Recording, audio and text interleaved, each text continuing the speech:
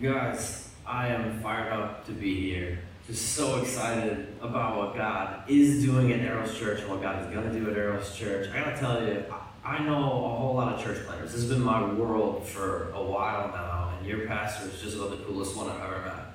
Seriously, I am profoundly grateful that Robert and Shelley are here doing what they're doing. I love them, and you guys are lucky to have them as leaders. Just so excited from the day that I met them to see what God was going to do in and through them and in and through Arrows Church. So thank you guys for having me. Thanks for being a part of this awesome church. Fired up about it. A little bit more background about me. My wife Jenny and I have been married for about 16 years. We met in high school, so we've known each other most of our lives at this point, which really just means she can still get mad at me for the dumb stuff I do, but she can't pretend she's surprised. You know, it's like, I think that goes for all the wives out there. After a couple decades, you just can't act like you're shocked by us. Horrified, sure. Embarrassed, absolutely. But shocked, I don't think so. And we have two incredible kids and also two other ones. We got a 12-year-old named Jimmy, a 10-year-old named Emma, and twins, Billy and Tommy, that are 8. And every day is an absolute adventure. And if I've learned anything along the way, it's that almost nothing on this planet has the ability to keep us sane or drive us crazy the way family does. And we don't get it right 100% of the time, but being a parent has been the greatest challenge and also the greatest blessing of my life. And I was thinking about that a couple weeks ago while I was looking at pictures with my twins of the day that they were born. And Billy kind of looked like he got in a boxing match in the womb that Tommy won.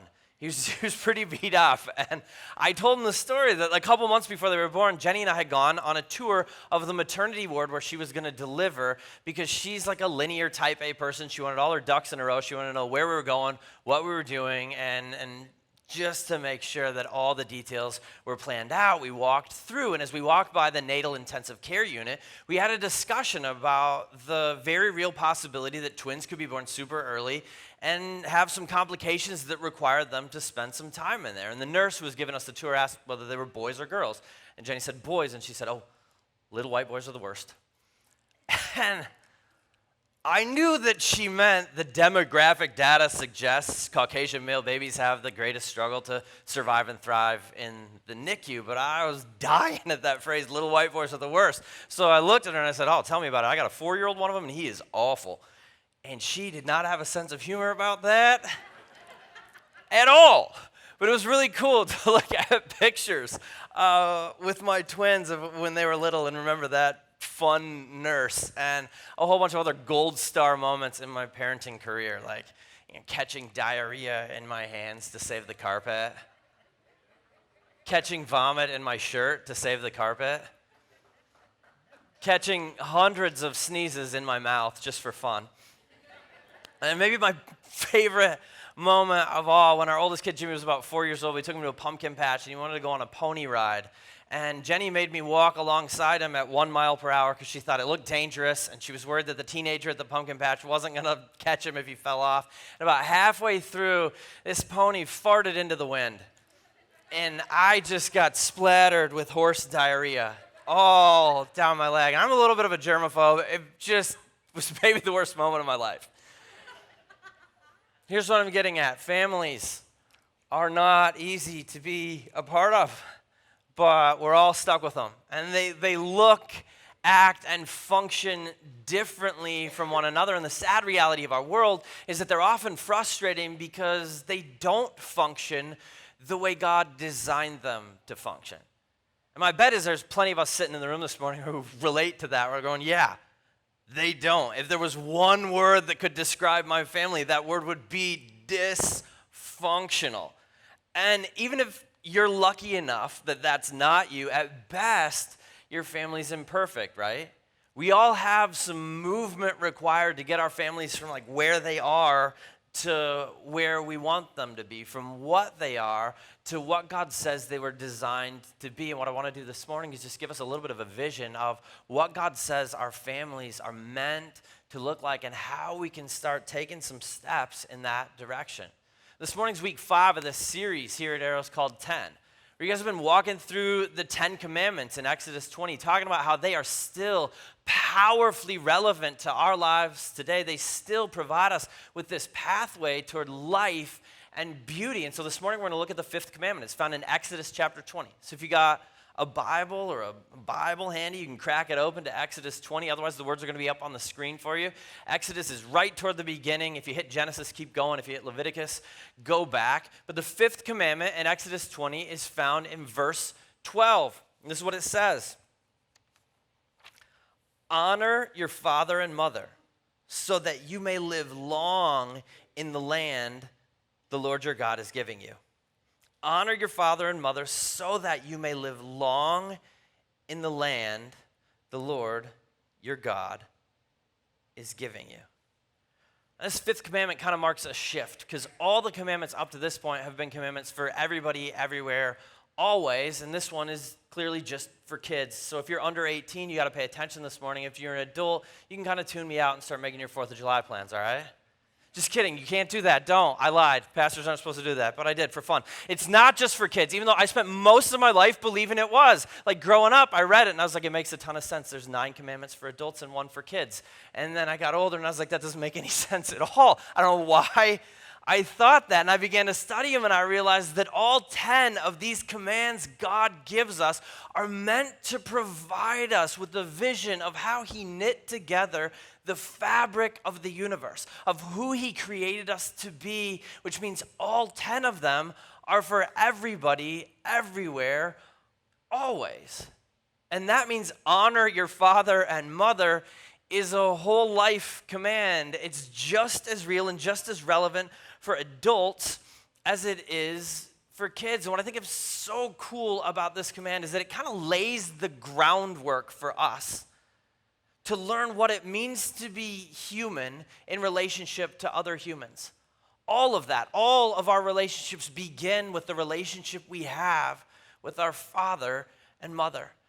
And in his letter to the Ephesians, Paul kind of digs into this idea. He digs into the fifth commandment by telling us what it means and what it looks like in our families today and how we can begin to live this out in a way that helps our kids and our parents flourish. And he starts this whole relational section in Ephesians chapter 5 by kind of leaning into this idea that's kind of the secret sauce to every relationship ever. He says, this is how God made us to relate to one another. This is who God created us to be. And the secret to every relationship is to live like life is a submission competition.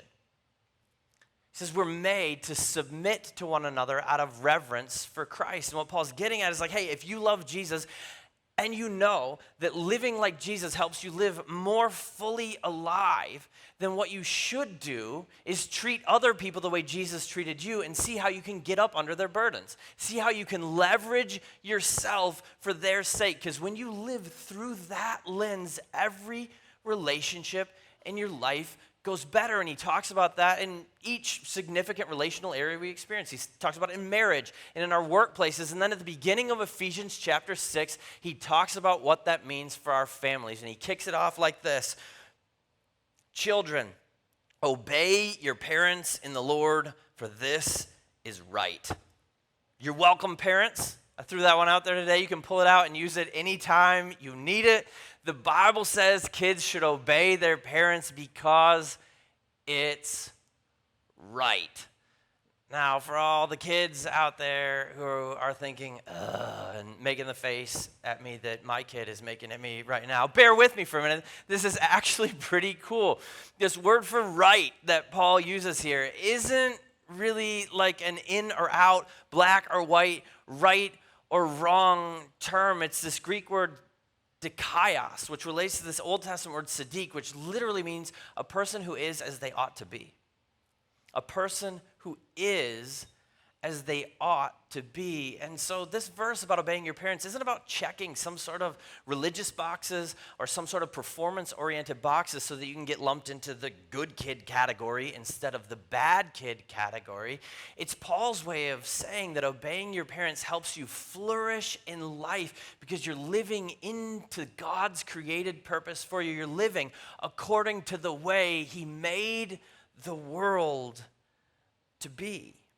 It's how God designed things to work. And Paul kind of dives deeper into that in Ephesians 6, verse 2. And this is where he quotes the Fifth Commandment. He says, honor your father and mother, which is the first commandment with a promise, so that it will go well with you and you may enjoy long life on the earth. Paul's like, you guys, this is the first one of the big 10 that has like a promise from God attached to it. Like when you do this, life will go better for you and you'll be blessed. And this phrase that Paul uses is actually a Hebrew blessing. It's kind of like, if I can nerd out for a minute, it's like what Spock used to do on Star Trek when he'd be like, live long and prosper. Okay? That's basically this exact same thing. And the reason Spock did that was Leonard Nimoy grew up Jewish, and he was mimicking what he saw the rabbis do when they gave the priestly blessing from the book of Numbers, chapter 6. They're like, Yivarecha Adonai, Merishmerecha. Like, the Lord bless you and keep you. This is exactly what Paul is saying, that if you obey your parents, as you obey your parents, the Lord will bless you and keep you.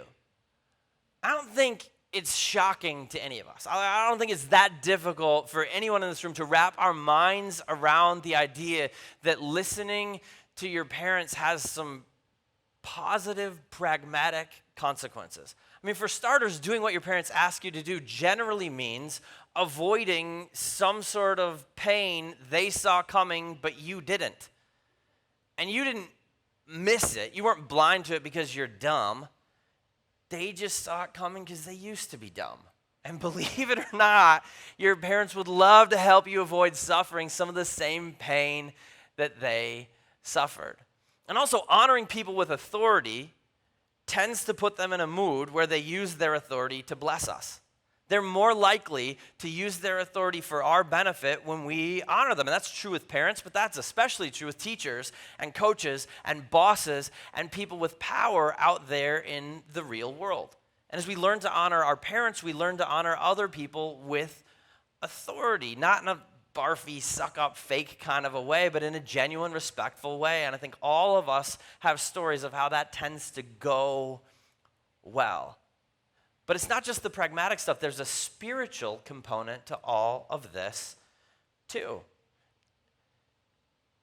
In verse 1, when Paul says, children, obey your parents, he's talking just to children. But when he brings the 10 Commandments into it, when he begins to quote Exodus chapter 20, verse 12, he's saying this has a spiritual, relational component for every single person on the planet.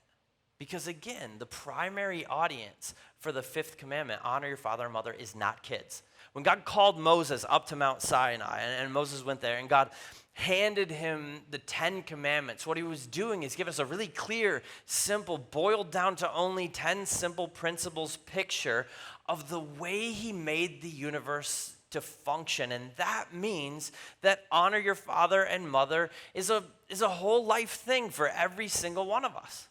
Unless you were magically hatched and you don't have parents. In which case, I would love to talk to you after the service. I want to get a selfie with you. But unless you were hatched, you got parents, which means you got somebody you need to honor. And I think this is so mission critical. This idea has so much potential to help us heal up the broken pieces of our hearts and our relationships. It has so much potential to help us bring flourishing to our families and our futures. That what I want to do this morning is dig into the what, the why, and the how of honoring our parents. So first off, what? What does honoring your father and mother mean? Well, here's what it doesn't mean. Affection, admiration, obedience, or trust. Notice none of those words are in the fifth commandment, but honor is always for your entire life, but honor isn't the exact same thing as affection, admiration, obedience, or trust. It overlaps with those, sometimes significantly, but it's not a one-to-one synonym, and here's why.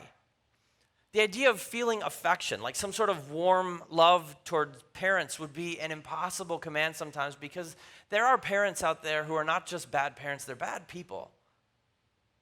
And some of them aren't trustworthy, and so it wouldn't be fair or healthy to ask you to trust them.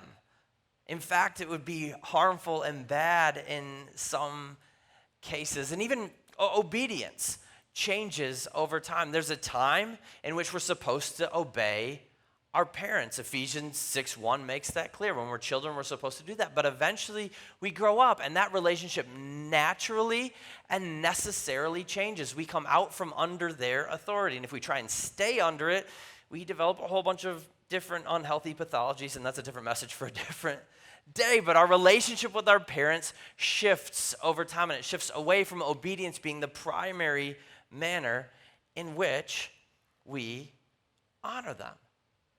And so because of the realities of families and because of the brokenness of our world, honor doesn't mean affection, admiration, obedience, or trust, even though sometimes it definitely looks like all of those things. So the question is, what does honor mean?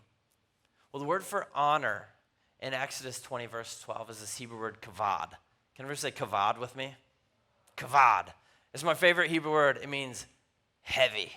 All right? So Exodus 20 literally says, make heavy your mother and father. And just for the sake of clarity, that doesn't mean you need to leave here today and make sure your mom eats a burger, a brat, and 6 hot dogs because you're trying to make her heavy. And also because it's Omaha and it's the 4th of July, she's going to need the energy to blow stuff up later, because that's how you guys roll here. I've never been anywhere like Omaha on the 4th of July. It's the most ridiculous thing ever, and I love it. But it's not that. Don't overfeed your mom because the bald guy told you to make her heavy. That's not what God is getting at here. What kavod means is make sure you treat that relationship as significant. Put some emphasis on it. Give your relationship with your mother and father a little bit of weight, both in terms of your energy and in terms of your time, because it's meant to be an important relationship in your life. And the question is, why? Why do I have to do that, though? I think that's a question that hits hard for those of us who had abusive, bad, or absentee parents, who could genuinely sit here and say we deserved better than we got in the parenting department. Why do we have to make that relationship significant? The truth is, it's a question for those of us who had great relationships with our parents as well, because the reason we need to add weight to that relationship goes beyond it being fun or simple or easy or personally beneficial to us. And it's not any of the reasons most of the people out there in our world and most of the cultures throughout human history have suggested we need to honor our parents. In many cultures, there's this idea that we have to honor them because of the connection of the blood, that we have some sort of blood connection to our ancestors that's holy, and so it has to be honored because of that. But biblically, adopted kids are fully kids, and adopted parents are fully parents. I mean, part of the beauty of the gospel is that because of what Jesus did, we get adopted into God's family, and we fully belong. And if you haven't ever done that, you can today. It's free. All you have to do is believe that he came and he gave his life and he died so that you could be forgiven and set free, and he rose again to conquer death so you could live forever. So we're adopted, and it has nothing to do with the connection to the ancestors through the blood. And still others will say, well, we should honor our parents because they're older and wiser than us. They're older, that is for sure, but we all know dumb old people, right? Don't point. Don't point. If you see them in here, don't point, especially if they're your parents. Don't point this morning, but everybody knows that's true. Even the Bible, it makes it clear there's not any necessary connection between age and wisdom. And we also don't honor our father and mother because they're supposed to be idolized. There are people who put their parents up on a pedestal and idolize them and pretend that they had a perfect childhood because it's comfortable for them to pretend that, but it's not true. Nobody had a perfect childhood. And it's even dangerous because our worship will ultimately crush anything other than God. It'll crush anything other than God. So why? why make heavy our relationship with our father and mother? Well, Paul says the simple answer to that question is that it's the right thing to do. It's part of the way God designed the universe to function. I think societies throughout human history have understood this. Even if they didn't fully understand why, we've known that that is a unique and important relationship. Thousands and thousands and thousands of years ago, Plato wrote, honor of parents is second only to honor of God.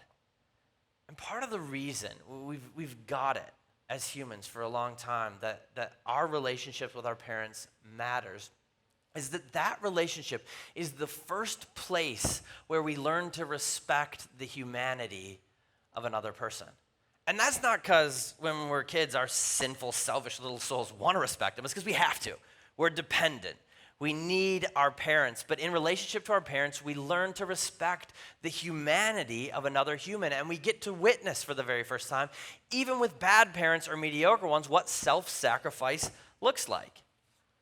And that, no matter what our modern society wants to say or believe, has been the building block of human societies since the beginning of time. That's how God made us to relate to one another. It's the system God designed to help every single one of us learn what it means to be fully human. And there's no escaping this. There never has been. If you eliminate honor in the family, you eliminate honor in the society. This isn't just theology. This is thousands and thousands of years of recorded history. We've seen it again and again and again and again and again. The society that destroys the family destroys itself. God says this matters.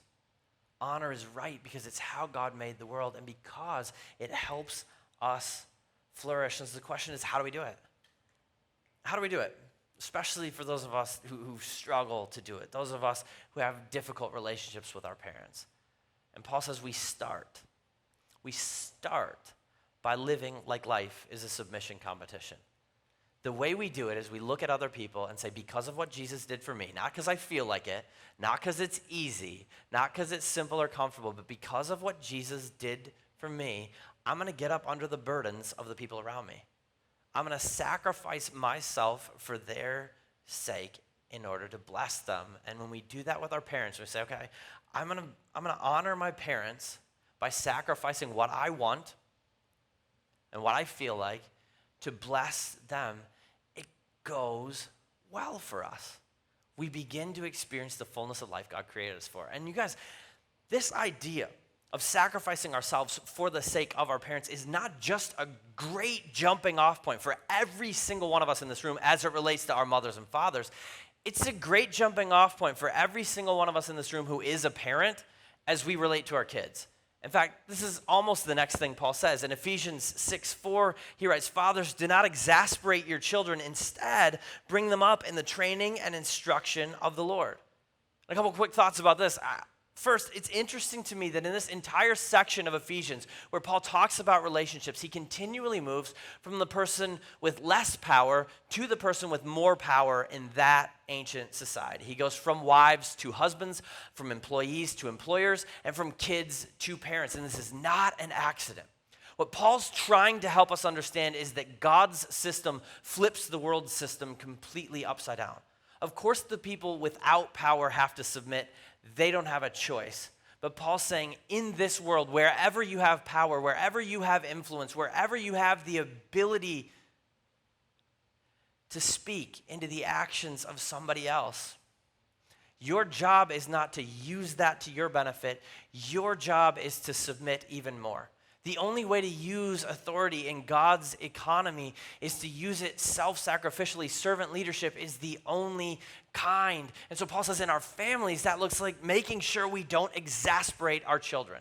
And he addresses it just to fathers because he's talking to a deeply patriarchal society. But he's clearly talking to mothers as well. He's saying, parents, make sure you don't exasperate your kids. And exasperation is what happens when we use our power in a way that causes someone else to be angry or upset. Exasperation is the result of the downward abuse of power. And I don't know about you guys, but as a parent, I can say that's a constant temptation in this world. It's a constant temptation in my parenting relationship and every other relationship I have, because we live in the middle of a society that tells us we ought to use our power to leverage other people for our own sake. And it's easy to do with our kids. It's easy to do with our family members, to try to use them and influence them and control them in a way that gets us what we want. But that looks nothing like Paul's whole sacrifice yourselves for one another for the sake of Jesus vision that he says the fifth commandment is all about. That he says our families were meant to display. So Paul urges us to avoid that temptation and instead bring them up in the training and instruction of the Lord. Use our position to cultivate their lives, to help them be and become all they were made to be. And for all the parents in here, we don't have a choice about whether we raise our kids or not. But we do have a choice about whether we raise them up. Like, we can use our power and our influence to dominate or to cultivate. And Paul's trying to aim us here toward a better way than the world around us uses, one where we sacrifice in a way that cultivates their lives. Because God's ultimate design is that our families, all of our relationships within them, like parents to kids, kids to parents, kids to kids, would be this small, little, powerful picture of what his family was meant to be like. Our families are meant to give kids a vision of the unconditional love of God, how he spent everything and sacrificed all that he could to bring them in and welcome them so that they would know they are safe and they are loved and they belong unconditionally. I think we hear those words like love and safety and beauty and flourishing, and all of us think, man, that's what I wish my family looked like. If I could create anything in the world, I'd create a family that looked like that. And the great English writer Rudyard Kipling once expressed this sentiment. He wrote, "A family shares things like dreams, hopes, possessions, memories, smiles, frowns, and gladness. A family is a clan held together with the glue of love and the cement of mutual respect. A family is a shelter from the storm, a friendly port when the waves of life become too wild. No person is ever alone who is a member of a family." It's this beautiful poetic quote. Kipling's countryman, the great Prime Minister Winston Churchill, once wrote, "We shall fight on the beaches, we shall fight in the landing grounds, we shall fight in the fields and in the streets, we shall fight in the hills." Now, I think Churchill was talking about resisting Nazis, but I've always thought that quote was a more accurate picture of families than Kipling's like at least my family. I'll fight them anywhere, I'll fight them everywhere. It's just the way family goes, and we never get this right 100% of the time. I know for me, as a parent with my kids, as a kid of my parents, sometimes I dominate where I should cultivate. Sometimes I try to leverage other people for my own benefit rather than helping get up under their burdens by leveraging myself. And I do, and it's a struggle. I remember one time doing it when our twins were like 4 years old. In the middle of the night, Billy threw a fit. He was just screaming and screaming for no reason. He wouldn't stop. So Jenny left to go get him some water to see if that would calm him down or something. And as soon as she was gone, I just looked at him. I said, "Do you even have a reason to be yelling?" And he stopped. His eyes got big, and he looked at me and said, "I want a different grown-up." And it worked out well for me. My wife, not so much. But it's easy to dominate rather than cultivate because we want to get what we want to get. But Paul's trying to point us to an excellent way, a more beautiful way. And the truth is, for all of us, we're not going to get this right 100% of the time. We're going to mess it up plenty, daily, weekly. But the thing is, I think as long as we acknowledge that and keep pressing forward, God will continue to work through us to bring flourishing to the people around us. You know, I'm convinced what our kids need isn't a perfect example of a person they'll never live up to. It's an example of a person relying on a perfect Savior.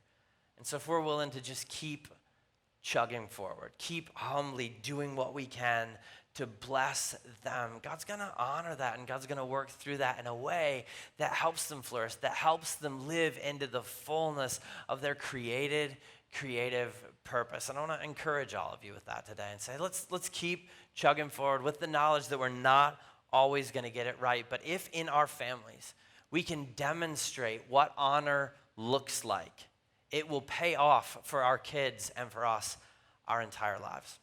Our entire lives. And Paul tells us this is what a spirit-filled family is meant to look like. This submission competition where kids honor their parents and parents cultivate rather than dominate their children. I know. For some of us, that feels like a pipe dream. For some of us, we're like, my family is so far away from that. I don't know if I could ever even approach this vision God has for what it was supposed to be. And I want to acknowledge that this morning, but I also want you to know that you are not in your family by accident. God knew who your family was going to be. If you're adopted, he knew who was going to adopt you. You are there to make a difference right there. And for some of us, that's harder than it is for others, and we need to be honest about it. But you are right where you are because God wants to use you right where you are to make an impact on the people around you. And so if there's one big idea this morning, one thing you can take away from what I said about how your families can flourish, let it be this. I can't control my family, but I can bless them. I can't control my family, but I can bless them. Everything in our world is going to try and tell you to control your family, to use whatever power, leverage you have to bend them to your will and squeeze blessing out of them for yourself. In your family relationships and in every other relationship that you have. But if you live through the lens of blessing, as you relate to your kids, as you relate to your parents, as you relate to your siblings, if you live through the lens of using yourself, sacrificing yourself, just like Jesus did for you, in a way that blesses them and makes them more, God promises, you will bring flourishing and healing and health to those people. And what you'll find in the end is the kind of life that he dreamed you up and designed you to live. And so here's my simple challenge to every person in the room this morning. Find a way today to honor your father and mother, even if it's hard, even if they weren't great parents, even if there's wounds there that have not been healed and that relationship is a struggle. Find some way to show them honor, to take a step toward like this beautiful vision God gives us of what the world was meant to be before we broke it. And maybe for you, honoring your father and mother looks like being thankful for something. I know this one's incredibly difficult. It's impossible outside of the grace of Jesus, but maybe it looks like taking a good look at your life and deciding what you can be grateful for, what parts of you are who they are because of your parents, and then cultivating some gratitude and then expressing it. Right? You can't just feel it, you got to say it, because inexpressed gratitude expresses ingratitude. So maybe for you it looks like telling your parents thank you. Maybe today it looks like finding some sort of way to bless your parents by serving them, even if you don't want to. Even if it's like the last thing on planet Earth you want to do, it looks like finding a need your parents have and getting up under the burden of that need and carrying it for them, making them heavy by carrying their burdens. And maybe for you, certainly for some of us in this room, step one for honoring our father and mother is forgiving them. Even if they don't deserve it, and even if they're not sorry, I promise you, no matter who your parents are or what they did or where they're at right now, if you can just release any sort of bitterness you have toward them, if you can release the ill will, your soul will find freedom. You'll find peace and beauty. And so my challenge to all of us today is find a way to honor your father and mother. Because I think if you don't do it, if you decide that you're not going to live out the fifth commandment, I think if we don't do it, then nothing's going to change in our families and in our futures. But if we do, if we're willing to step toward this, even when it's hard, even though it's hard, we might just find some of the beauty and the meaning and the life God created us to live with in our most important relationships. Would you guys pray with me? Lord, thank you. Thank you for the blessing of family. Thank you for the gift of one another. I pray that you would help all of us walk towards healing and walk towards fullness and walk towards life in our families, even though it's frustrating sometimes, even though it's hard sometimes, even though our families aren't always what we desperately want them to be. Help us be those agents of change who decide today, who walk out of here today convinced, I cannot change my family, or I cannot control my family, but I can bless them. Lord, would you use each and every one of us today to be agents of blessing who pour out all over the world and the people around us the kind of blessing that we receive from you. We pray this in Jesus' name. Amen.